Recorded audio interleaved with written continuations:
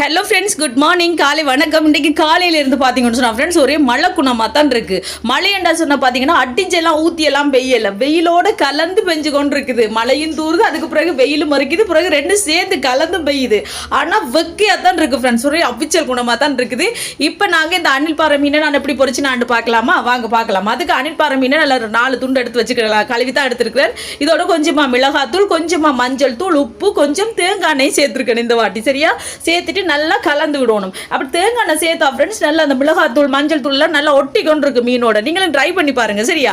இப்போ இந்த மாதிரி நல்லா உள்ளுக்கெல்லாம் அப்படியே வடிவா எல்லாம் பிரட்டி விட்டாச்சு.